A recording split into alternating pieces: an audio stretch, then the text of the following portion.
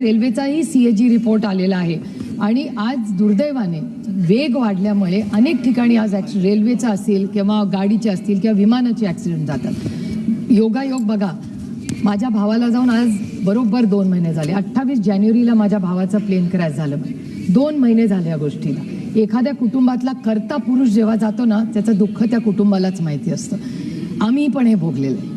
मग विमानात जाऊ दे का गाडीत जाऊ दे किंवा रेल्वेमध्ये जाऊ दे, सुरक्षितता ही अतिशय महत्त्वाची झाली. आणि सुरक्षितता कशासाठी? आता माझ्या भावाचं प्लेन पडलं, 2 महिने झाले, माझ्या कुटुंबाला कुठे न्याय मिळाला?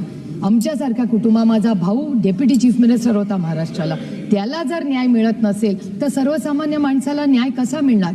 माझ्या भावाचा, मोठ्या भावाचा मुलगा रोहित म्हणजे पक्षांमध्ये केला. आणि मी जाहीरपणे अरविंदजी इथे बसलेत, अरविंदजींचे, काँग्रेस पक्षाचे, डीएमके, सपा सगळ्या पक्षांनी, मला याच्यात राजकारण आणायचं नाही, पण एक FIR करायला रोहित पवारला जंग करावी लागली. आमच्या राज्यांनी तर महाराष्ट्रात घेतलाच नाही, पण अनेक राज्यांमध्ये जाऊन त्यांनी विनवण्या केल्या की FIR करा आणि आमच्या काकाला म्हणजे अजित पवारांना न्याय मिळू द्या. एक FIR करायला एवढी अडचण. आणि जर या देशाच्या डेप्युटी चीफ मिनिस्टरची जेव्हा एवढा मोठा ऍक्सिडेंट होतो त्याचा FIR होत नाही तर सामान्य माणसांनी जायचं कुठे? तो माझा भाऊ जेवढा होता, अजित पवार जेवढा माझा भाऊ होता, तेवढाच महाराष्ट्रातल्या प्रत्येक मनामधला एक लाडका नेता होता. तर आज एवढ्या मोठ्या नेत्याचा एवढा मोठा ऍक्सिडेंट झाल्यावर इन्क्वायरी व्हायला नको? माझी विनम्र हात जोडून महाराष्ट्र आणि भारत सरकारच्या एवढीच विनंती आहे की पारदर्शक इन्क्वायरी व्हावी सगळ्याच ऍक्सिडेंटची. मग तो अहमदाबादचा क्रॅश असू दे, हेलिकॉप्टर क्रॅशमध्ये COD बिपिन राऊत गेले तो असू दे, मध्ये ॲम्ब्युलन्सचा एक क्रॅश झाला एअर ॲम्ब्युलन्स झारखंडला, किंवा अजित पवारांचं विमान पडलेलं. हा न्याय हा समानच असला पाहिजे प्रत्येक कुटुंब.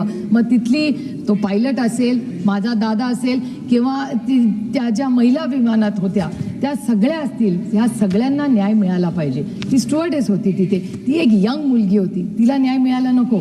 माझी एवढीच विनंती आहे की ब्लॅक बॉक्स, आधी आम्हाला सांगितलं ब्लॅक बॉक्स मिळणार, आता सांगितलं खराब झालं. मग ब्लॅक बॉक्स, रोहित पवारांचे प्रयत्न, महाराष्ट्राच्या माननीय मुख्यमंत्र्यांनी काल याच्यावर स्टेटमेंट केलं.